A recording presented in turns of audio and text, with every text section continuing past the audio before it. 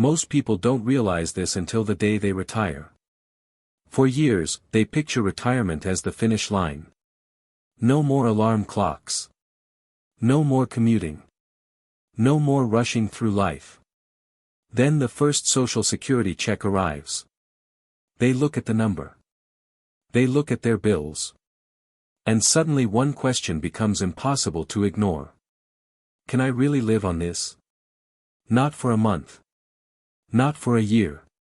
But for the rest of my life. Here's the surprising part. The answer isn't simply yes. Or no. Because every month, millions of Americans receive Social Security checks that look almost identical. Yet some retirees feel financially secure, while others lie awake at night wondering if they'll run out of money. So what makes the difference? Is it the size of the check? The cost of living? Their savings? Or is it something far less obvious? By the end of this video, you'll understand why Social Security alone is enough for some retirees but not for others. More importantly, you'll learn the 5 decisions that often matter more than the amount on your monthly check.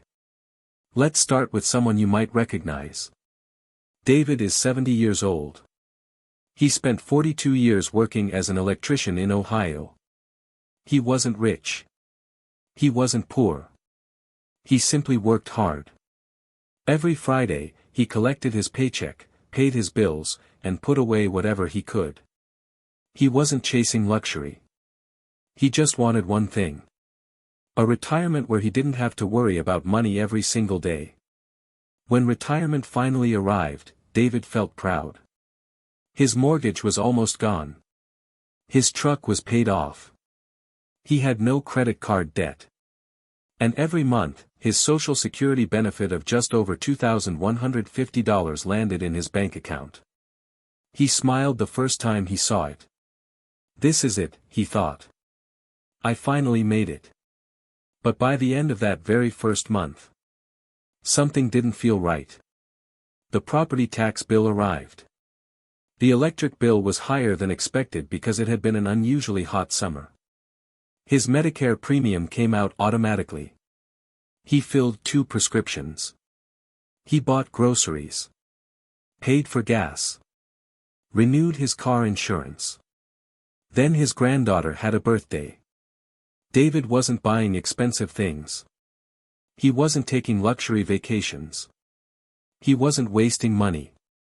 Yet when he checked his account, far less remained than he expected.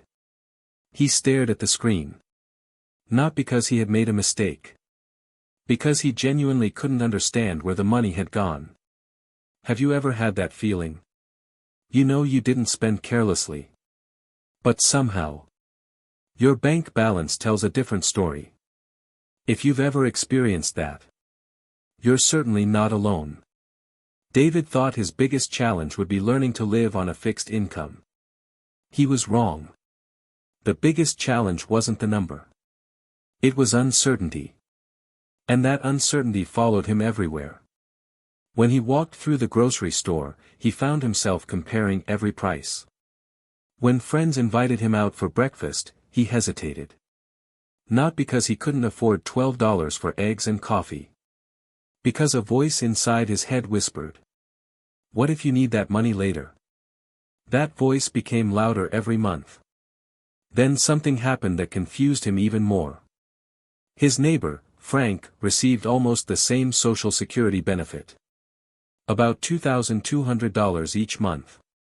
Yet Frank never seemed worried.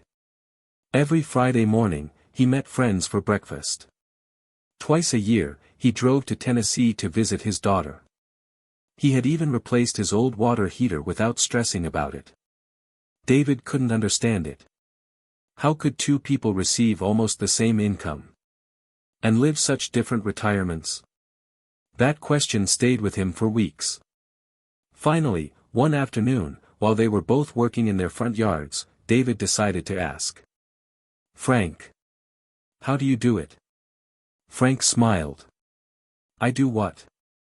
You never seem worried about money." Frank leaned against his rake and laughed. "Oh, I worry." Then his smile faded.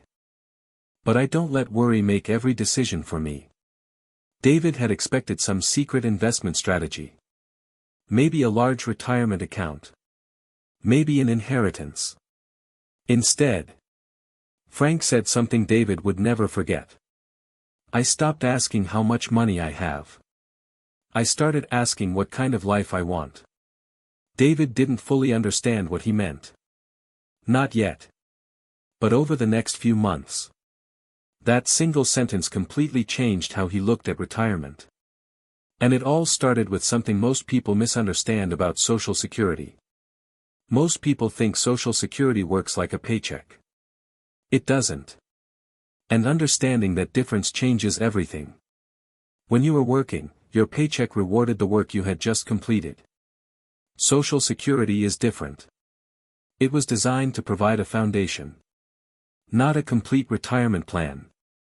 Just a foundation. For some people, that foundation is enough to build a comfortable retirement. For others, it's only one piece of the puzzle. And that's where many retirees become frustrated. Because no one really explains what enough actually means.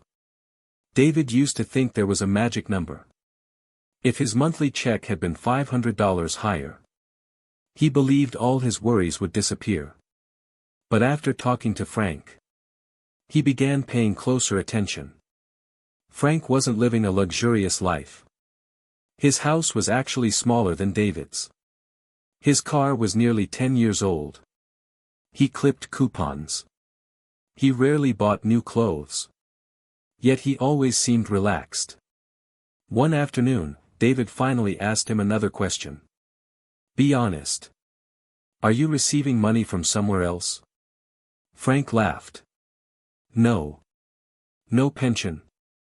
No. No secret investment account. Frank shook his head. No secret. Then he pointed toward David's house. The difference isn't our income. It's our expenses. That sentence hit David harder than he expected. Because until that moment, he had spent all his energy thinking about how much money came in. Almost none thinking about how much quietly went out. That evening, he sat down with a notebook. Not a budgeting app. Not a spreadsheet. Just a yellow legal pad and a pen. For the first time in years, he wrote down every monthly expense. Housing. Utilities. Groceries. Insurance. Gas. Phone. Internet. Streaming subscriptions. Prescription medication. Home maintenance. Then he kept writing. Birthday gifts. Holiday shopping. Donations at church. Coffee with friends. Small purchases from the hardware store. None of them looked expensive. Individually, they seemed harmless. Together, they painted a very different picture. David wasn't living beyond his means. He was simply underestimating how many little expenses had quietly become part of his life. Have you ever noticed that? It's rarely one big purchase that causes stress. It's 20 small ones that never seem important at the time. And that's when David discovered something that surprised him even more. It wasn't healthcare. It wasn't inflation. It wasn't taxes. The biggest pressure on his retirement budget was something he had complete control over. Not because he was wasting money. Because he had never stopped to question his habits. Here's a simple example. Every Tuesday morning, David met 3 friends for breakfast. It had become a tradition after retirement.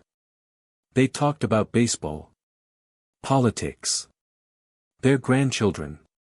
The food wasn't expensive. About $18 each visit after coffee and tip. $18 didn't seem like much. But over a year, those breakfasts cost more than $900. Now, before you misunderstand me, this isn't about telling people to stop enjoying life. Quite the opposite. Those breakfasts made David happy. The problem wasn't spending the money. The problem was that he had never planned for it. Every month, he treated those breakfasts as random expenses. Instead of recognizing they were an important part of his retirement lifestyle, Frank did something different. He called them his quality of life budget. Every month, before paying for anything else beyond his basic bills, he set aside a small amount for the things that made retirement enjoyable. Breakfast with friends. A movie with his wife. A weekend road trip. Ice cream with the grandkids. Because in Frank's mind, those weren't unnecessary expenses. They were the reason he had worked for 40 years in the first place. David had never thought about money that way. He had spent decades asking, "Can I afford this?" Frank asked a different question. "Is this part of the life I want to live?" Those two questions sound almost identical. They're not. One comes from fear. The other comes from purpose. And that small shift completely changed David's view of retirement. But a few months later, life tested both men in exactly the same way. An unexpected expense arrived. One of them panicked. The other didn't. And the reason had nothing to do with the size of their Social Security checks. A few months later, both David and Frank received bad news. Within the same week, their water heaters stopped working. Neither of them had expected it. Neither of them wanted to spend the money. The replacement cost was just over $1,600. David stared at the estimate. His stomach tightened. The first thought that crossed his mind wasn't, "I can afford this." It was, "What if something else breaks next month?" He delayed the decision for almost 2 weeks. He took shorter showers. He heated water on the stove. He kept hoping the old water heater would somehow keep working. It didn't. Meanwhile, Frank called a plumber the next morning. The new water heater was installed that afternoon. David couldn't understand it. "Didn't that bother you?" he asked. Frank smiled. "Of course it did. But I planned for things to go wrong." That sentence stayed with David. Because he realized something important. Unexpected expenses aren't actually unexpected. They happen to everyone. Cars need repairs. Roofs wear out. Appliances fail. The surprise isn't that they happen. The surprise is that we keep acting shocked every time they do. That was David's first real lesson in retirement. It wasn't about avoiding surprises. It was about expecting them. And strangely enough, that realization made him feel calmer. Not because life became cheaper. Because life became more predictable. Then something happened that neither man could control. Inflation. Almost overnight. Groceries became more expensive. Gas prices climbed. Insurance premiums increased. Even simple trips to the supermarket felt different. David noticed it immediately. The same shopping cart that used to cost around $100 was now closer to $120. Nothing inside the cart had changed. Only the receipt. Have you ever looked at a grocery receipt and wondered, "How did it cost this much?" You're not imagining it. Many retirees have felt exactly the same way over the past few years. And here's where many people make a mistake. They assume inflation affects everyone equally. It doesn't. Take David and Frank. Again. Their Social Security checks were almost identical. But David drove nearly every day. Frank combined errands into one trip each week. David often bought whatever brand he had always purchased. Frank planned meals before going to the grocery store. David renewed every subscription he'd signed up for over the years. Frank reviewed them every January. Neither man was smarter. Neither man was luckier. They simply built different habits. And over 12 months, Those habits quietly added up to thousands of dollars. That's something most people never notice. Retirement isn't usually changed by one big decision. It's shaped by hundreds of small ones. Small decisions that seem insignificant today, but become incredibly important over 10 or 20 years. Then David had another realization. One that surprised him more than anything else. He thought about all the conversations he'd had before retiring. Everyone talked about saving enough money. Everyone talked about investing. Everyone talked about delaying Social Security. Almost nobody talked about learning how to spend. Think about that for a moment. You spend 40 years learning how to save. How to avoid debt. How to delay gratification. How to prepare for retirement. Then retirement finally arrives. And suddenly you're expected to know how to spend wisely. But nobody teaches that part. Nobody teaches you how to enjoy your money without feeling guilty. Nobody teaches you how to separate careful spending from fearful spending. And there's a huge difference. Careful spending says, I've planned for this. Fearful spending says, I'll never feel safe. David realized he'd been living in fear. Not because he was irresponsible. Quite the opposite. He had become so good at protecting his money that he forgot why he'd saved it in the first place. That thought changed everything. Because retirement wasn't supposed to be 40 more years of saying, maybe next year. It was supposed to be the season of life where decades of hard work finally created choices. Not unlimited choices. Not perfect certainty. Just the freedom to enjoy ordinary moments without constant anxiety. A breakfast with friends. A weekend with family. Replacing an old recliner that hurt his back. Taking his granddaughter to the zoo. Those weren't extravagant dreams. They were the life he'd been working toward all along. And that's when David finally understood something Frank had known from the beginning. The goal of retirement isn't to protect every dollar. The goal is to make your dollars protect your life. But there was still one question David hadn't answered.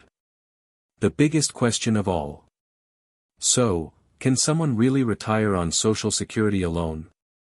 The answer is more honest, and more hopeful, than you might think.